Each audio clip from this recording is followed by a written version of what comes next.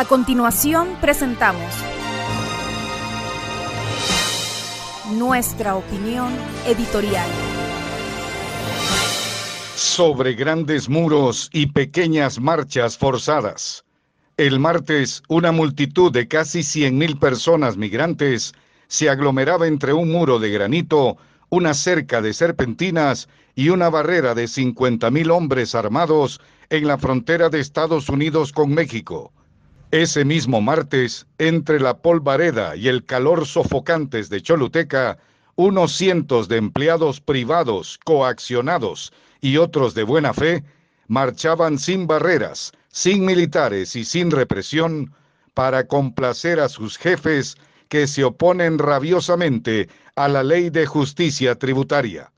El ambiente era ciertamente pacífico, pero el lenguaje era decididamente violento y a veces pobremente vulgar. Dos mundos, dos realidades, dos muros, dos visiones de la vida.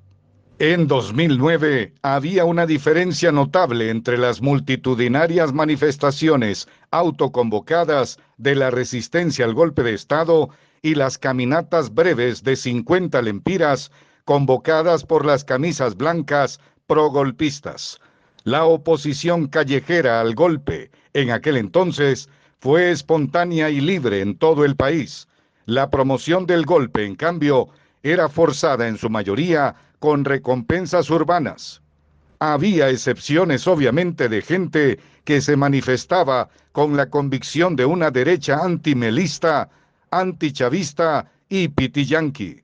En ambos sentidos de la calle asistía el derecho humano a la libre expresión, a la opinión y el disentimiento.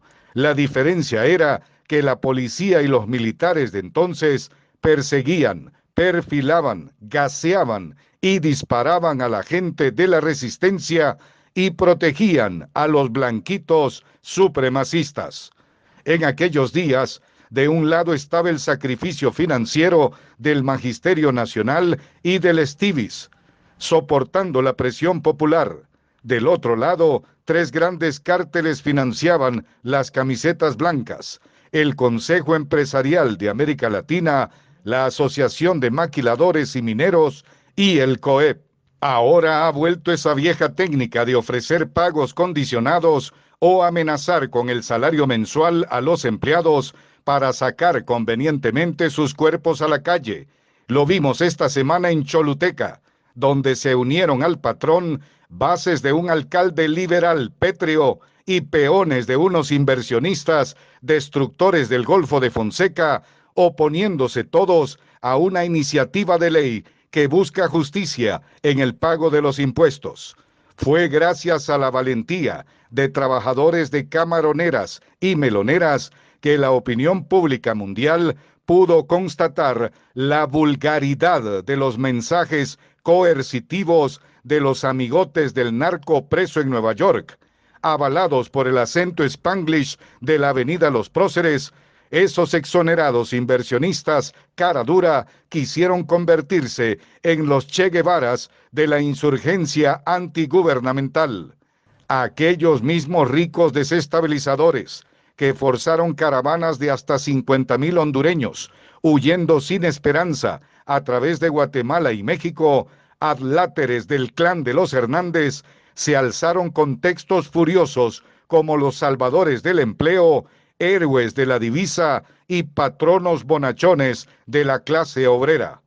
A la petición del Poder Ejecutivo de investigar seriamente sus motivaciones de agitación, sus vínculos con la dictadura corrupta y su maniobra de manipulación de la gente, han reaccionado ofendidos, parapetándose en el discurso de los derechos humanos. Pero a ellos ninguna fuerza pública les reprimió. Todos sus medios apologéticos destacaron libremente el heroísmo de su mascarada y se fueron a casa pensando el próximo zarpazo. Si la presidenta Castro, a través del Consejo de Seguridad y Defensa, llega a confirmar que la agitación provocada por los ricos exonerados de la narcodictadura pretende ensuciar las aguas para seguir faltando a sus deberes, entonces esa lloreta por el derecho a la manifestación pública quedará desenmascarada.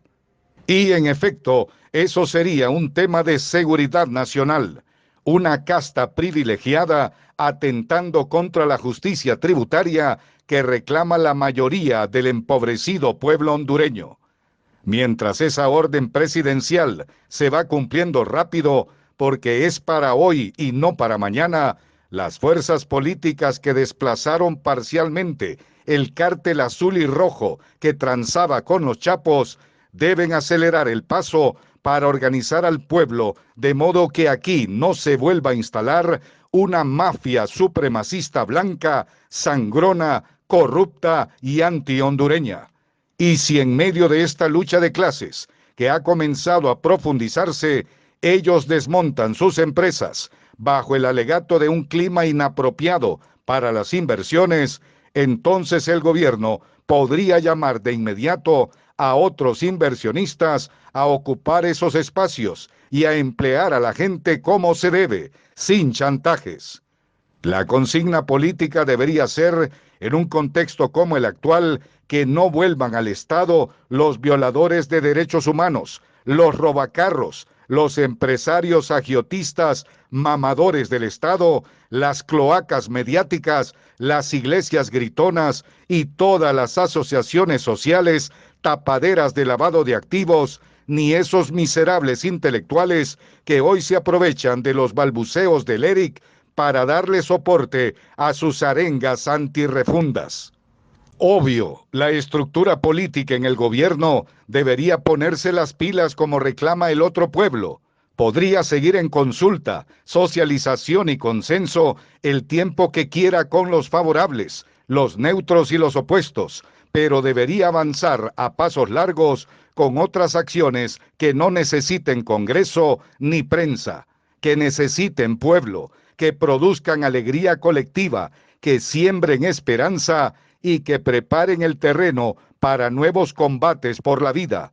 Por ejemplo, estadios, hospitales, conciertos, intercambios internacionales, medios públicos fuertes, mercados populares abastecidos, nuevos acuerdos comerciales con estados fuera de las Américas.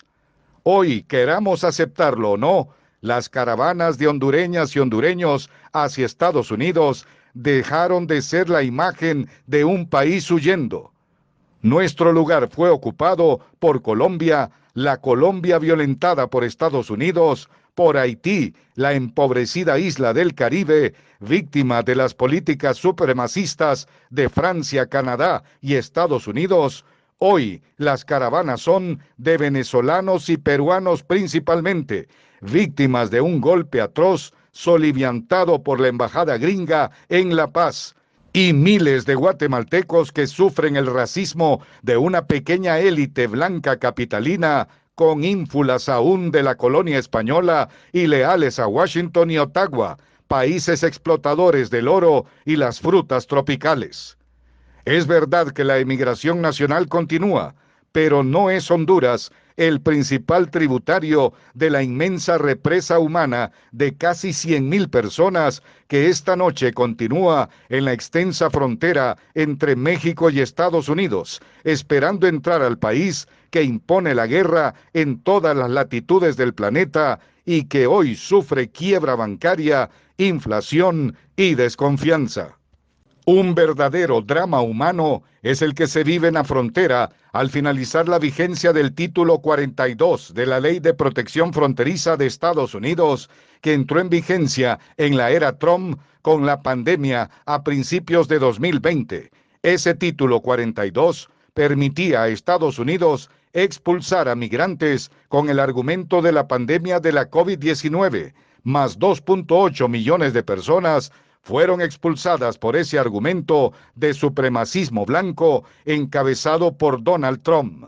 Desde ayer Estados Unidos volvió a la implementación del título 8 que impide el asilo a quienes entren de modo alternativo al territorio gringo y encarcelarlos inclusive hasta por 5 años si reinciden en ese propósito.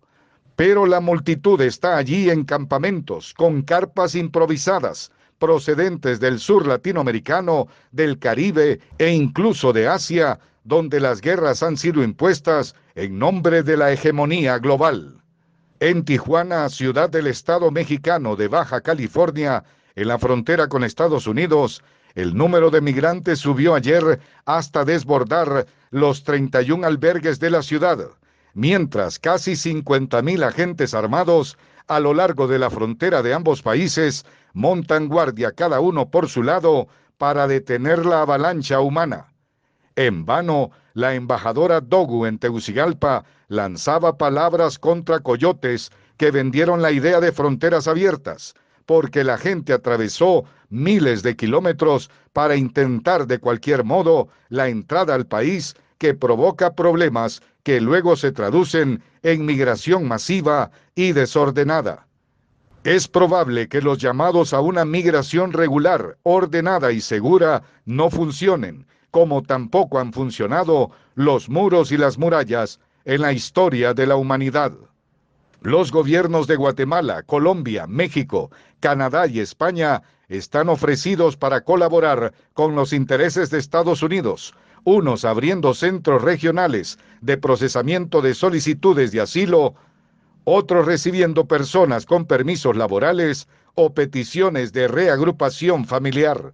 Lo cierto es que si Estados Unidos avala las acciones conspirativas de sus inversionistas en Honduras y acompaña el lobby de los tanques locales de pensamiento washingtoniano contra este gobierno de transición democrática, aquí se producirá un ambiente de nuevas caravanas. De eso debe estar segura la señora Dogu. Entonces, la mejor política exterior anti-inmigrante de la Casa Blanca sería respaldar la lucha local contra la corrupción, incluida la evasión fiscal por parte de las élites, apoyar sin disfraces la Comisión Internacional contra la Impunidad, impedir cualquier aventura golpista de grupos ligados al crimen organizado y acompañar sin prejuicios la gestión refundadora de Xiomara Castro y las fuerzas que la respaldan. En el interés de esta columna editorial, esa sería una inteligente actitud de gobernanza democrática. Buenas noches. Rendir cuentas es un deber y un derecho de los gobernantes y gobernados, de los cooperantes y de los receptores. Es un derecho de los pueblos. Es poner las cosas claras cuando está de por medio el dinero, el trabajo de la gente, el presente y el futuro.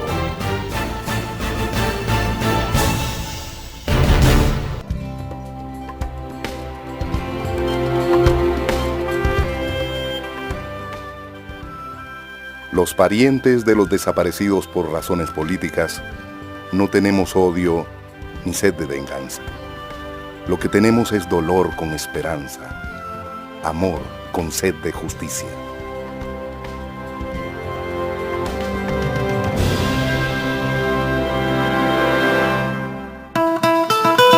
Escuche Voces contra el Olvido a través de esta emisora.